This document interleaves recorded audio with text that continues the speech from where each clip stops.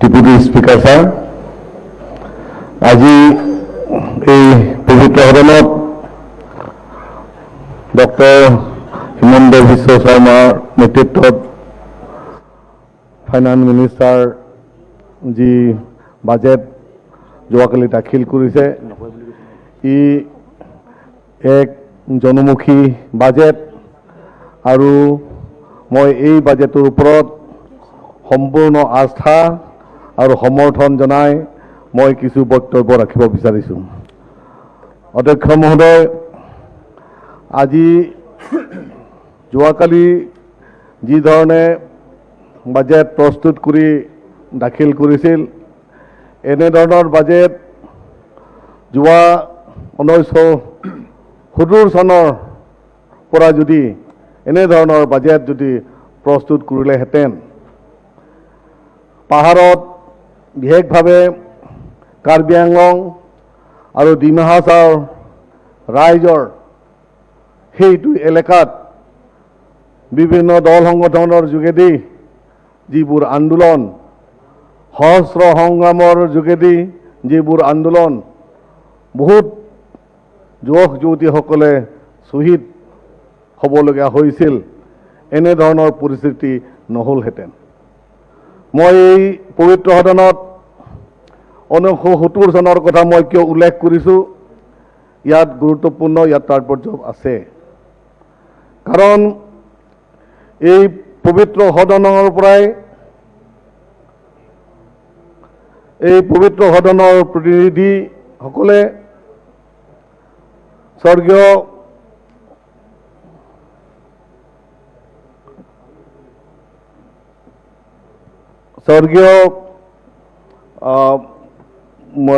M.M. Choudhury, Mahendra Mohan চৌধুৰীৰ নেতৃত্বত হাফলঙত গৈ কাৰ্বি আংলঙৰ কাউন্সিলৰ নেতৃত্ব লগত আৰু লগতে হাফলঙৰ ডিমা হাছাওৰ কাউন্সিলৰ নেতৃত্ববৃন্দসকলৰ লগত আলোচনা কৰিছিল 1970 চনত দুয়ো কাউন্সিলৰ ছেছনৰ আগমুহূৰ্তত। তেওঁলোকে গৈ কনভিন্স কৰিছিল যে আপোনালোকে মেঘালয়ৰ লগত থাকিব নালাগে, অসমৰ লগতে থাকক। আমি মেঘালয়ৰ যি ষ্টেট, সেই ষ্টেটৰ যিটো সৰ্বাংগীন যিটো উন্নতি, এনেধৰণৰ উন্নতি আমি অসম চৰকাৰৰ পৰা আমি দিম, এই প্ৰতিশ্ৰুতি তেতিয়া দিছিল। তেতিয়া দুয়ো কাউন্সিলৰ নেতৃত্বসকলে অসম চৰকাৰৰ এই পবিত্ৰ সদনৰ যি প্ৰতিশ্ৰুতি, সেইমতে অসমৰ লগত থাকিল। কিন্তু আজি বহু দিনৰ পাছত এইবাৰ বাজেটত বহু দিনৰ ৰাইজৰ যি আকাংক্ষা এইবাৰ বাজেটত প্ৰতিফলিত হৈছে। আপোনালোকে গম পায়, যোৱা কেইদিনমানৰ আগত কাৰ্বি আংলং আৰু ডিমা হাছাওৰ বিভিন্ন সহস্ৰ সংগ্ৰাম কৰা দল সংগঠনৰ লগত চুক্তিৰ যোগেদি কাৰ্বি আংলং আৰু ডিমা হাছাওৰ কাৰণে সেইটো এলেকাৰ শাসনৰ কাৰণে কাউন্সিল বুলিয়ে কওক বা নতুবা যি ধৰণৰ টেৰিটৰিয়েল বুলিয়ে কওক, তাত কাৰ্বি আংলঙৰ কাৰণে 50 জনীয়া প্ৰতিনিধি লৈ এখন কাউন্সিল গঠন কৰাৰ কাৰণে যি চুক্তি, ই এক কাৰ্বি আংলং ৰাইজৰ বা ডিমা হাছাওৰ ৰাইজৰ কাৰণে তেওঁলোকৰ নিজস্ব যি শাসন ব্যৱস্থাৰ কাৰণে ই এটা কাউন্সিল এটা গঠন কৰি দিয়া হৈছিল।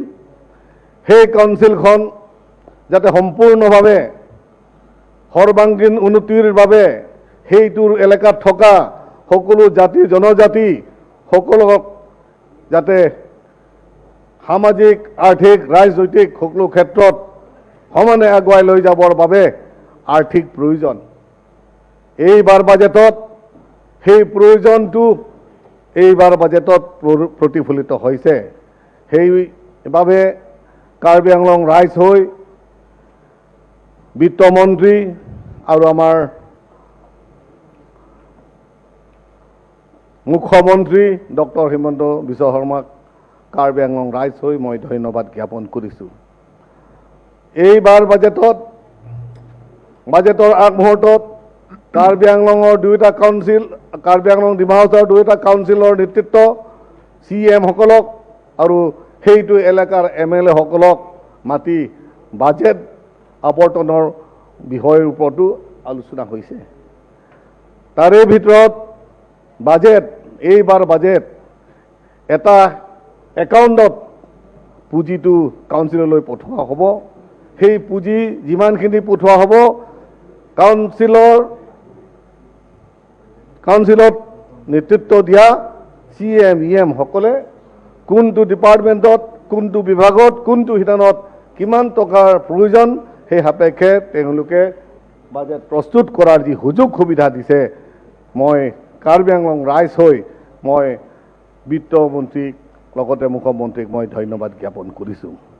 আৰু এইখিনিত বহুতো কথা বাজেটত আছে যে ইয়াত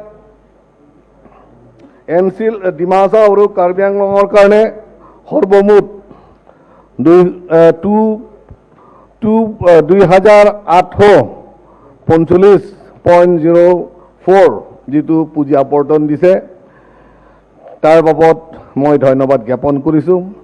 আৰু লগতে কাৰ্বি আংলঙৰ কাৰণে গ্ৰীণ ফিল্ড নতুন এয়াৰপোৰ্ট গঠনৰ কাৰণে বাজেটত যি প্ৰতিফলিত হৈছে ইয়াৰ বাবতো মই কাৰ্বি আংলং ৰাইজ হৈ মই ধন্যবাদ জ্ঞাপন কৰিছোঁ।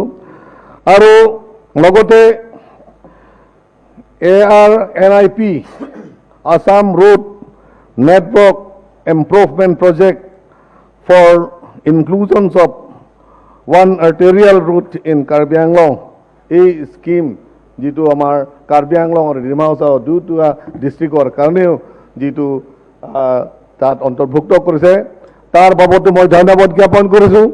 তাৰোপৰি আপোনালোকে বা আপোনালোকৰ লগত এই পবিত্ৰ সদনত মই এই বক্তব্য ৰাখি মই সুখী পাইছোঁ যে কাৰ্বি আংলঙৰ পৰা যিসকলে ডিমা হাছাওৰ পৰা যিসকলে MLA প্ৰতিনিধিত্ব হৈ এই সদনত আহিছিল আগৰ সময়ছোৱাত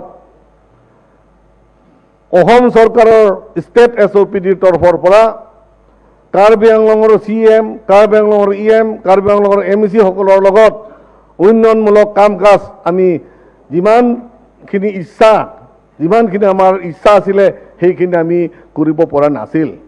কিন্তু যোৱা বিত্ত সময়ছোৱাত আৰু এইবাৰ বিত্ত সময়ছোৱাত যে কাৰ্বি আংলং আৰু ডিমা হাছাও পৰা যিসকল MLA ইলেক্টেড হৈ আহিছে সমগ্ৰ অসমৰ যি সমষ্টিবোৰ আছে সেই সমষ্টিবোৰৰ লগত সৰ্বাংগীন উন্নতি কৰাৰ কাৰণে MLA সকলকো যাতে কাম কাজ কৰাৰ যি সুযোগ সুবিধা দিছে, কাৰ্বি আংলঙৰ অট'নমাছ কাউন্সিলৰ লগত কাম কাজ কৰাৰ যি সুযোগ সুবিধা দিছে সেইবোৰ এই পবিত্ৰ সদনত কৈ মই বৰ সুখী পাইছোঁ। আৰু মই পুনৰবাৰ আপোনাৰ যোগেদি মই বিত্তমন্ত্ৰী আৰু মাননীয় মুখ্যমন্ত্ৰীক মই ধন্যবাদ জ্ঞাপন কৰিছোঁ। আৰু এই যি বিত্তমন্ত্ৰীৰ দ্বাৰা 2022 আৰু 23 চনৰ কাৰণে যি বাজেট প্ৰস্তুত কৰিছে মই পুনৰবাৰ ক'ব বিচাৰিছোঁ জনমুখী বাজেট। ইয়াৰ ওপৰত মই পূৰ্ণ আস্থা আৰু সমৰ্থন জনাই মই এই বাজেট সমৰ্থন এই স্পীচত মই এইখিনি কৈ সমাপ্ত কৰিছোঁ। নমস্কাৰ। Thank U.